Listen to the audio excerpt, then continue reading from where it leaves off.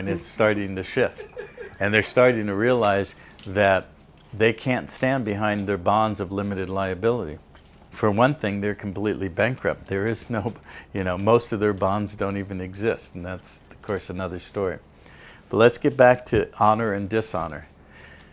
So if I present you with a commercial presentment, which is an offer to contract, you have two choices. You can honor it or dishonor it. You have three ways to honor and 2 ways to dishonor. You can accept it completely. So if I'm a plumber and I give you a bill for $200 because I did work, you accept it and you return it. You pay it, okay? But let's say I'm a plumber and I give you a bill for $25,000 and you say, I want to stay in honor, so I'm going to conditionally accept it subject to your proving your claim, which means you have to come with oral or written testimony and documentation and proof that I owe you $25,000.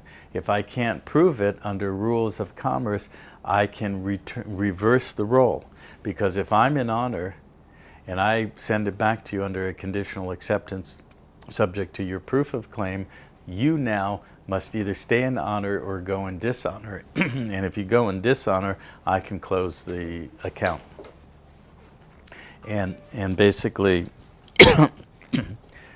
settle it without having to pay it. And the third way? That is right. The third thing to stay in honor is to refuse it without dishonor because of some material defect. Because if I send you a check as a settlement of a obligation or a contract and it doesn't have a signature, it has a material defect, right? So I can send it back, refuse for cause. Refuse for cause is the right. Okay, refuse for cause, the cause being a material defect without dishonor.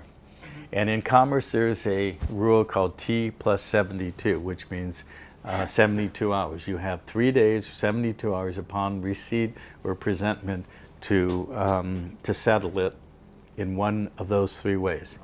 If you don't, you start to go into dishonor. You dishonor by either rejecting it out of hand or remaining silent. So if I send you a $25,000 invoice or a bill and you throw it away because it's ridiculous, I can then continue to follow the rules of commerce and send you a notice of fault and an opportunity to cure your fault. You're in fault and potential dishonor. Okay, and under the rules of commerce, you can do that 2 or 3 times, from a fault to a default to a dishonor, and then close it and create a default judgment against somebody. And this is how we turn things around and use the rules of commerce and turn ourselves into creditors instead of debtors. Because the straw man is the debtor and will always be the debtor. It's a fiction in commerce and it's on the debit side of the ledger.